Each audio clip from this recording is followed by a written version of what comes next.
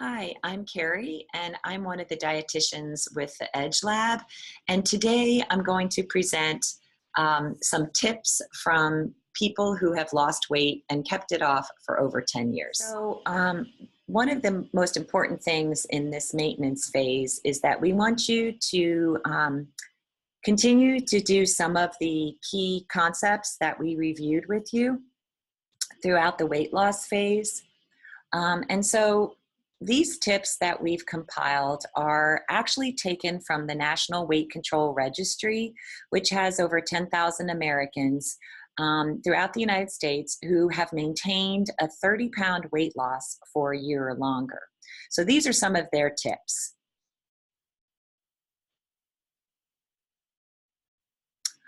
The goal is to make the transition from dieting, which you did before your surgery, to maintenance seamless. Number one tip that these people have done is that they kept their eating habits consistent, meaning they didn't eat necessarily the same thing every day, but they ate approximate portion sizes the same, as well as times of day. So they just kept their consistent habits throughout this process. Second tip is that they stayed really active. They turned off their TV. They didn't sit in front of the computer, which we're asking you to do right now. They were constantly moving. And it could even just be walking around the house or doing things in their yard, but they constantly tried to keep active and moving. Third is keeping track of their progress and staying positive. So I know with this LST app that it can be cumbersome at times, just tracking your food, tracking your weight, tracking your steps. But there's research that supports that people who actually track and write down what they've eaten or how much exercise they've done, they actually are more successful in keeping the weight off. And these people also did that. So it's good to continue to do this. Fourth tip is they found support with friends or their gym buddies, or even just using a fitness tracking app. This supported their efforts. We know it's difficult, say, for example, that you always went on a Friday night to happy hour with someone. It's hard when that person wants you to continue an old habit. So we're encouraging you to find people, or maybe talk to that same person and say, hey, instead of this, let's go for a walk. So again, finding support from others who are wanting to get healthy and stay healthy. And then finally, these 10,000 people continued to make sure that they took care of themselves and tried to get plenty of rest, even if it was a nap, if they didn't sleep well at night. But making sure that you get plenty of rest will ensure that you won't either eat because you're tired, or just not being active because you're exhausted. So sleep is critical for all of us. So again, these are just some of the tips we want you to keep remembering from others as you make this transition from weight loss to weight maintenance for the rest of your life. Today's Prezi presentation is entitled, Where's the Beef?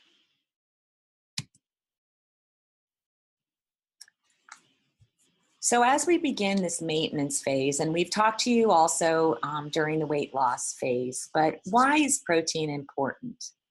So protein is part of a healthy diet to provide building blocks for lean tissue, such as muscle, that are important when you exercise and to keep you full to prevent overeating. Many Americans, though, actually consume more protein than is needed, and much of this is because of our portion sizes. So the objectives of this presentation are to, 1, identify how red and processed meats contribute to poor health. 2, how best to choose your protein. And finally, 3, how to make healthy choices at restaurants. So objective 1, Let's identify how red and processed meats contribute to poor health and what data shows. Red meat includes beef, pork, lamb, and game meats. Processed meats are sausages, hot dogs, lunch meats, bacon, and beef jerky. What we do know is that high intake of red meat is associated with prostate cancer, especially aggressive forms of prostate cancer. The limit, or the current recommendation, is to limit to approximately 18 ounces of meat per week, which is approximately 3 servings. Processed meat has chemicals added to it for preservation that may cause cancer, such as nitrates and nitrites. Also, many processed meats are smoked, which increases production of polycyclic aromatic hydrocarbons, or PAHs, that are carcinogenic.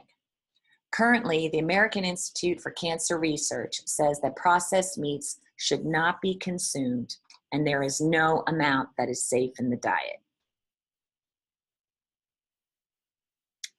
So how do you choose your protein? Let's compare proteins here. Making healthy protein choices can significantly reduce the amount of calories, fat, and saturated fat you consume in your diet.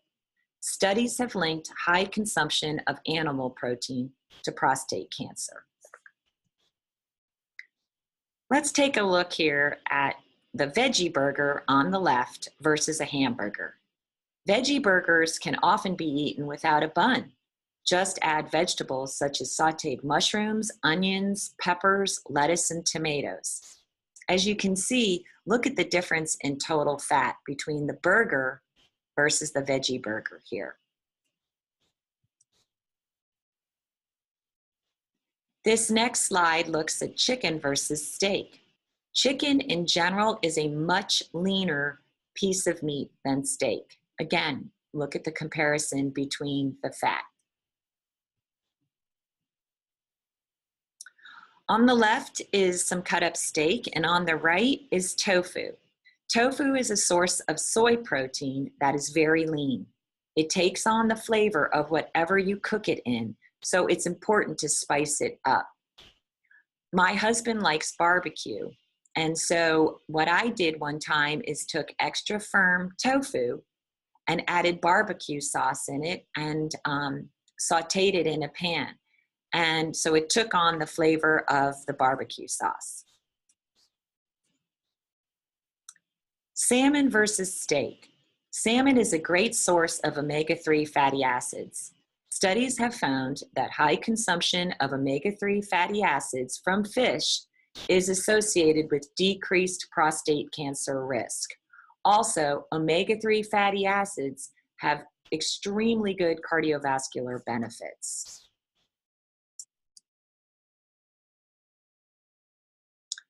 Turkey on the right is also a good source of lean protein.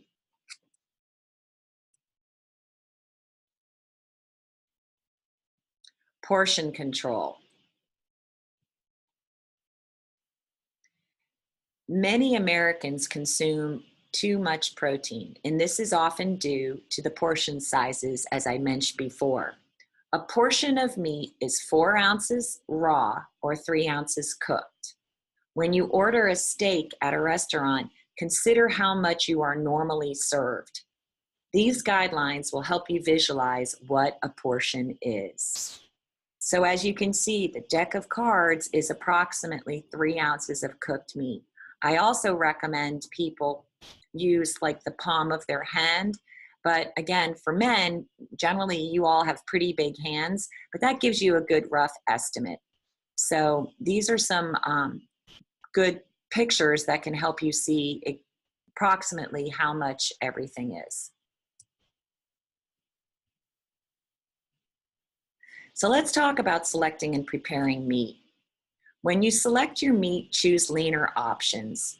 For poultry, always choose skinless since the fat is often right under the skin.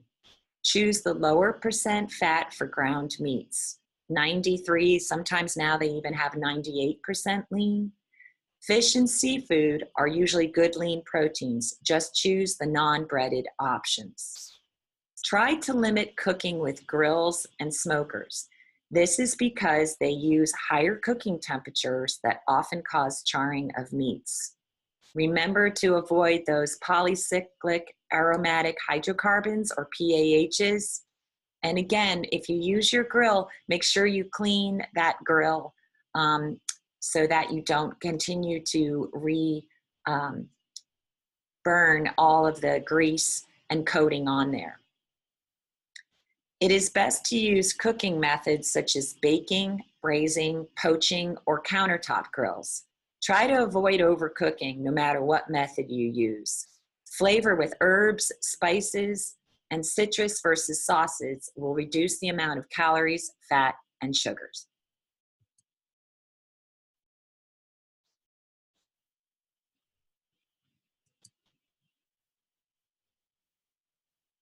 Okay, so now let's talk about the third objective, which is making healthy choices at restaurant.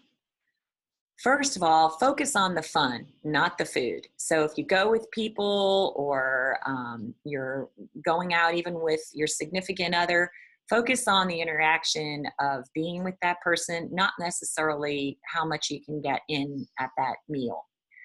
Go with friends like we talked about that will support you. Don't be afraid to ask about how food is prepared. Nowadays, many people have allergies or concerns, so this is pretty expected of your waiter or waitress. Another good option would be to eat your burger or your sandwich without the bun. Cut entrees in half. Many times, even when it comes to steaks, and the smallest one is either a 6-ounce or 8-ounce, by cutting in half and immediately giving that to the side and then taking home in a container or like a doggy bag, that will kind of help you keep your portions in line and not cause you to overeat. Choose fresh or steamed veggies as a side. Get your salad dressing on the side and dip it in there.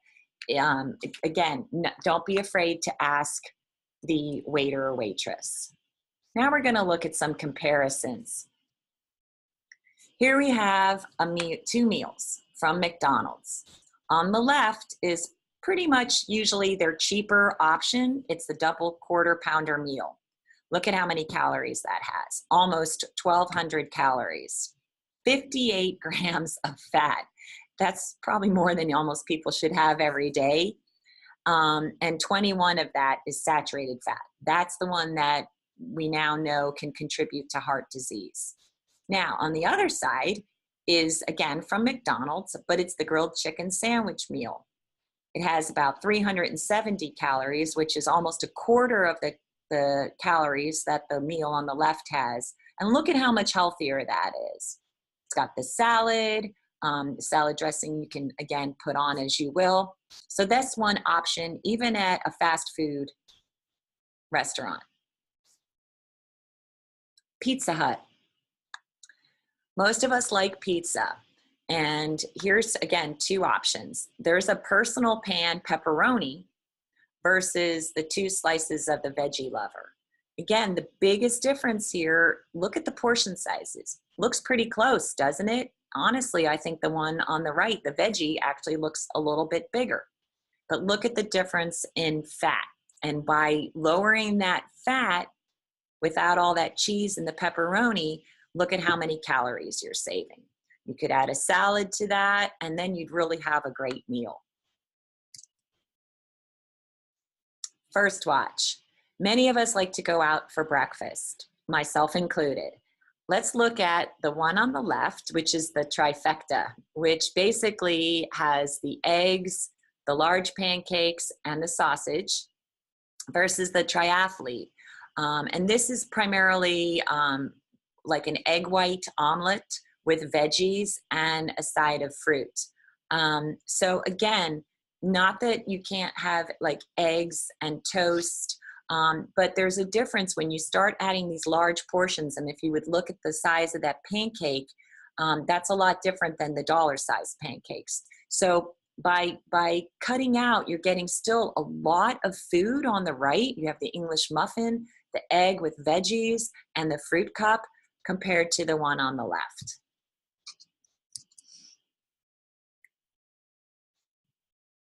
So finally, the key messages are to choose lean meats such as chicken, poultry, seafood, and plant proteins, even the soy, tofu. Limit your serving sizes to 3 ounces cooked and make healthy choices when eating out. Hi everyone, I'm Carrie and I'm the dietitian that was talking to you about where's the beef. And so as part of our demonstration today, I wanted to first of all talk to you about portion control, because that's, as I mentioned to you in the Prezi, that's our biggest issue oftentimes with meat or even eating out, is what actually is the correct portion size. So today we have ground turkey, which is 93% lean. And we have a scale here. So this is a food scale, and it's something that you may want to consider actually purchasing. This is available on Amazon for approximately $14, and you can actually put down like ounces here. It has different units. So our task this morning, I'm going to put a glove on just for food sanitation purposes, but I'm going to try to portion out 4 ounces of raw ground turkey, because as we know, it'll cook down to about a 3-ounce portion. And if you remember on the Prezi, that was the deck of cards or the palm of your hand. So let's see if I can do this. Now, to back up, this is approximately 1.2 pounds, this whole container here. So let's see if I can grab about 4 ounces. And I'm going to make it, let's see. I think I have to, oops. All right, let's see here what I've got. Ooh, that's too much. That was about 4.8. I'm taking some off here to, whoops. That's it. So what I'll do is, if you can see that, it's not very much, but it does make for a nice patty. So that's right there, that's about a 4-ounce patty. And that could be ground turkey or even like a chicken breast. Or if you do have hamburger, again, get your lean, and that's about the approximate size. Okay, and then I'd like you to pull out the other recipe that we have, and it's our basic tofu recipe.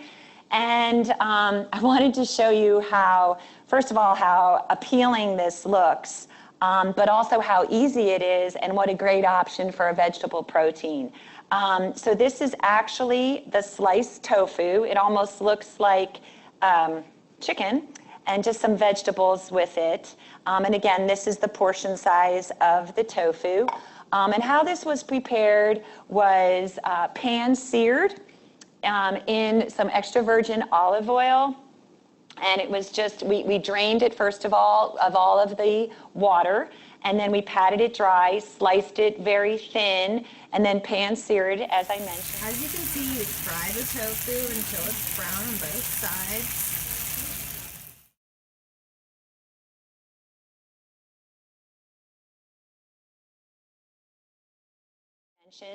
And then added some low-sodium soy sauce and some balsamic vinegar, and super easy to prepare. And again, as we've mentioned, the tofu takes on the flavor of anything that you add to it. As I mentioned in my Prezi, there was actually a recipe I found for barbecued tofu, and then we put it on a bun with some coleslaw, some cabbage slaw, because my husband really likes barbecue, and so I was trying to get him to have a non-meat source of barbecue. So this is a great recipe. You can change it to your desire. And again, we're just trying to offer you other suggestions for non-meat protein sources. So again, that's it from Where's the Beef, and hope this was helpful. Thanks.